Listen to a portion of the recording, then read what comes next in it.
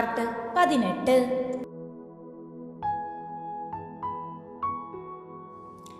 ഇവർ വണ്ടി സൈഡാക്കിയത് കണ്ട് ചിത്തുമാരുടെ വണ്ടിയും സൈഡാക്കി. എന്തു പറ്റി? ഇവിടെ നിർത്തിയിരിക്കുന്നത് എന്താ? ഇവൻ ഓരോന്ന് പറഞ്ഞ് മനുഷ്യനെ പേടിപ്പിച്ച് നിർത്തിയതാ. നിങ്ങൾ വണ്ടി എടുത്തോ, ഞങ്ങൾ എടുക്കുക. അതും പറഞ്ഞ് 2 വണ്ടിയും വീണ്ടും പുറപ്പെട്ടു. 2 വണ്ടിയും കൊണ്ടുവന്ന് നിർത്തിയതും പെൺപട 4 പെട്ടെന്ന് തന്നെ വണ്ടിയിൽ നിന്നും ചാടി ഇറങ്ങി. അവർ വണ്ടി സൈഡാക്കി ഇറങ്ങിയപ്പോഴേക്കും 4 കടയിൽ കയറിയിട്ടുമുണ്ട്. 4 ഭയങ്കര ഡ്രസ്സെടുക്കലും എല്ലായിടങ്ങളിലും കയറി ഇറങ്ങി നടക്കുന്നത് കണ്ട് ആൺപട 4 ഒരു വശത്തിരുന്നു. ഇവറ്റകൾ നിലാവത്തയച്ചു വിട്ട കോഴികളെ പോലെയാണല്ലോ നടപ്പ്. ഹോ, പറഞ്ഞിട്ട് എന്ത് കാര്യം? നമ്മളെ ഒന്ന് ഓർമ്മ കൂടെ ഉണ്ടാവും, എങ്ങനെ വന്നത് എന്നൊക്കെ. ഓ രാവിലെ ഇറങ്ങിയിട്ടുള്ളത് ഇപ്പോൾ ടൈം എത്രയായി? രാത്രി 8 ഇവറ്റകൾക്ക് വിശപ്പൊന്നും ഇല്ലേ? ആ, എല്ലാം ഇവിടെ കിട്ടുമല്ലോ, വില്ല് വരുമ്പോ കാണാം. ആ, നമുക്കൊന്ന് ഫുഡ് കഴിച്ച് വന്നാലോ? എനിക്ക് വിശക്കുന്നുണ്ട്. ഞാനും അത് പറയാൻ നിൽക്കുകയായിരുന്നു. അവർ 4 പേരും തൊട്ടപ്പുറത്തുള്ള ഹോട്ടലിൽ കയറി. ഫുഡെല്ലാം കഴിച്ച് 4 പേരും വരുമ്പോൾ അവിടെ വലിയൊരു തിരക്കുണ്ടായിരുന്നു. അവർ 4 പേരും പരസ്പരം നോക്കി. പെട്ടെന്ന് അവിടേക്ക് പോയി നോക്കുമ്പോൾ നിഹയുടെ കണ്ണും മുഖവും എല്ലാം ചുവന്ന് കരഞ്ഞു നിൽപ്പുണ്ട്. അഭിരാമിയും ദീപവും ദേഷ്യത്തിൽ ഒരാളെ ഉപദ്രവിക്കുകയുമാണ്. ദീപു മൂട്ടി പിടിച്ച് വലിക്കുന്നു. ദേവു വയഞ്ഞിട്ട് ചവിട്ടു. അഭിരാമി കാലിനിട്ട് ചവിട്ടുന്നു. ഇത് കണ്ട് ഇവർ 4 പേരും ഞെട്ടി. എന്താ നീ, എന്താ പ്രശ്നം? അഭിരാമി അവർ നീയോട് ചോദിച്ചതും നീ പെട്ടെന്ന് അഭിരാമിനെ കെട്ടിപ്പിടിച്ച് പൊട്ടി കരയാൻ തുടങ്ങി. അത് കണ്ട് അവരൊന്ന് ഞെട്ടി. അഭിരാം ആദ്യമൊന്ന് ഞെട്ടിയെങ്കിലും അവൻ അവളെ ചേർത്ത് പിടിച്ചു. ഇവരെ കണ്ടതും ഏട്ടാ നോക്കി നിൽക്കാതെ ഇവനിട്ട് 2 കൊടുത്തേ. ദേവു അവരെ നോക്കി ഉറക്കെ പറഞ്ഞു. എന്താ പ്രശ്നം? അഭിജിത്ത് ഇവൻ നിഹയെ കയറി പിടിച്ചു. അവർ 3 പേരും അവരെ തല്ലിന് നിർത്തിക്കൊണ്ട് പറഞ്ഞതും അവർ 3 പേരും കൂടെ അവനിട്ട് നന്നായി തല്ലു കൊടുത്തു. പിന്നെ അവിടെ ഒരു അടിപ്പൂരം തെന്നിയായിരുന്നു.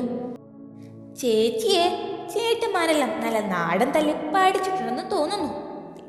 മിണ്ടാതെ നിൽക്കും. ഈ അരുണെങ്ങാനും ഇപ്പൊ വാ തുറന്ന പ്രശ്നമാണ്. അതിനവനെ വാ തുറക്കാനാവണ്ടേ. അപ്പോഴേക്കും ഒത്തിരി ആളുകൾ അവിടെ വന്നു കൂടി. ആ കടയുടെ മാനേജരും വന്നിരുന്നു. പോലീസിനെ വിളിച്ചിട്ടുണ്ട്, നിങ്ങൾ ഇനി തിരിച്ചു പൊക്കോളൂ. നിഹ അപ്പോയും അഭിറാമിന്റെ നെഞ്ചിൽ കിടന്ന് കരയുമായിരുന്നു. പ്രശ്നം സോൾവ് ആയതു നിഹ അവളെ വിളിച്ചതും അവൾ പെട്ടെന്ന് എണീറ്റു. ആരെയും ഒന്ന് നോക്കുക പോലും ചെയ്യാതെ നേരെ ഇറങ്ങി വണ്ടിയിൽ പോയിരുന്നു. നിങ്ങളും പോയിരുന്നോളൂ, ഞങ്ങൾ ബില്ല് ചെയ്തിട്ട് വരാം. പെൺപട 4 പേരും വണ്ടിയിൽ പോയിരുന്നു. ഇവർ ബില്ലടിക്കാൻ നിന്നിട്ട് തീരുന്നേയില്ലായിരുന്നു. ഇതെന്താണ് ബില്ല് വരാൻ ഇത്ര താമസം? എനിക്ക് തോന്നുന്നത് ഇവർ ഈ കട തന്നെ വാങ്ങിക്കാണുമെന്ന. ആദിത്യ സർ, നിങ്ങൾക്ക് ഒരു ഗിഫ്റ്റ് ഉണ്ട്. ഇവിടെ നിന്നും ഇത്രയും അധികം ഡ്രസ്സ് ആദ്യമായിട്ടാണ് പർച്ചേസ് ചെയ്യുന്നത്, അതും നിങ്ങളാണ്. അത് പറഞ്ഞ് അവിടെയുള്ള ഒരു സ്റ്റാഫ് അവർക്കൊരു ലാപ്ടോപ്പ് സമ്മാനമായി നൽകി. ആ ബില്ലൊന്ന് കാണിച്ചേ. അത് കേട്ടതും അവൻ ഞെട്ടിക്കൊണ്ട് ചോദിച്ചു. ബില്ലെടുത്തതും വലിയൊരു നീണ്ട പേപ്പർ. എന്റെ ദേവി, ഇതെന്തോന്നാണ്? ഇനി പറഞ്ഞിട്ട് കാര്യമില്ല, എല്ലാവരും കാർഡ് എടുത്തോളൂ, പൈസ ബാക്കി ഉണ്ടെങ്കിൽ കാണാം ഇനി. കവറിന്റെ എണ്ണം കണ്ട് 4 ഞെട്ടി. നമ്മൾ ലോറി വിളിക്കേണ്ടി വരും.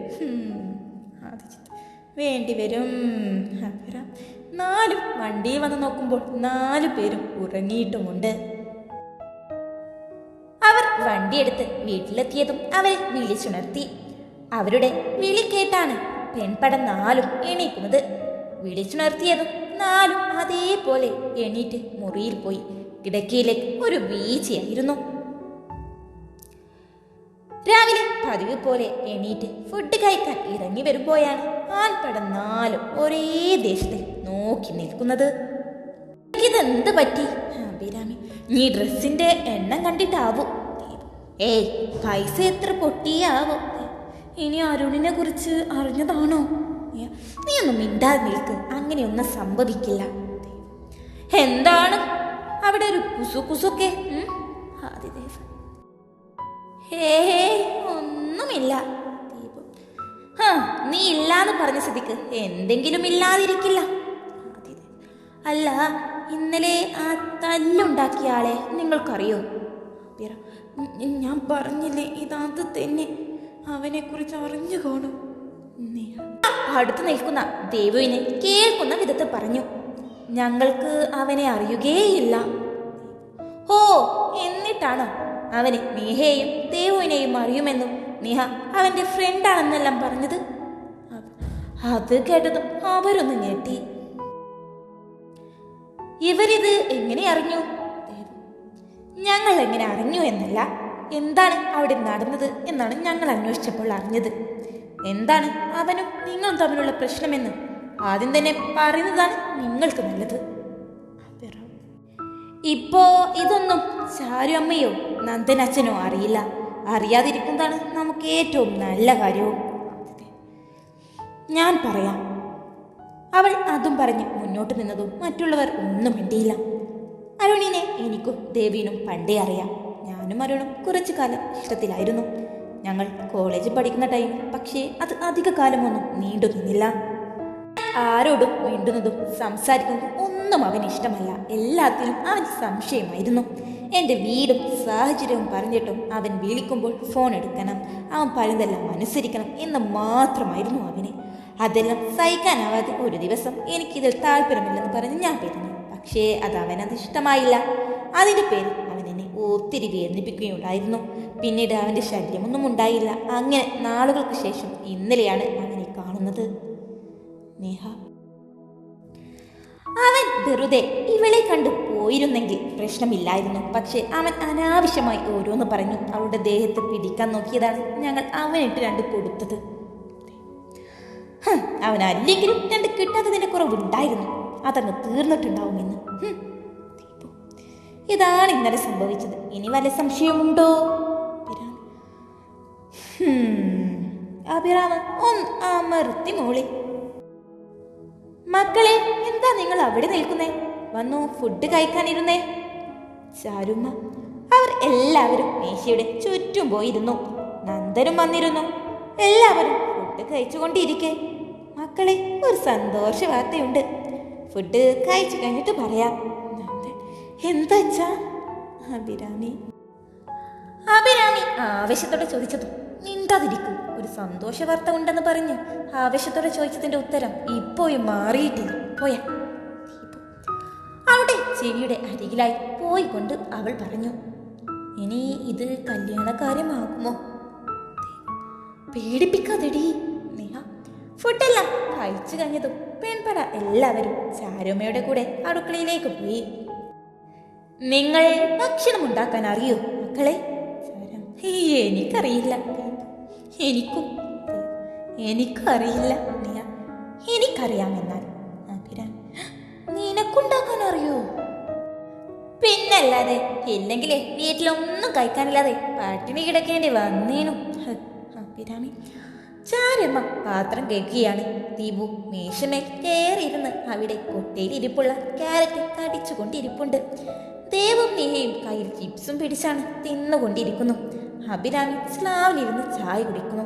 അപ്പോഴാണ് അവരുടെ ഈ സംസാരം. എന്നെ ആ തള്ള ഒത്തിരി പണിയെടുപ്പിക്കും. അതിൻ്റെ കൂടെ അടുക്കളയിൽ ഫുഡ് കൂടെ ഉണ്ടാക്കാൻ പറഞ്ഞപ്പോ എനിക്ക് ആവുന്ന പോലെ ഞാൻ അങ്ങ് അറിയിച്ചു.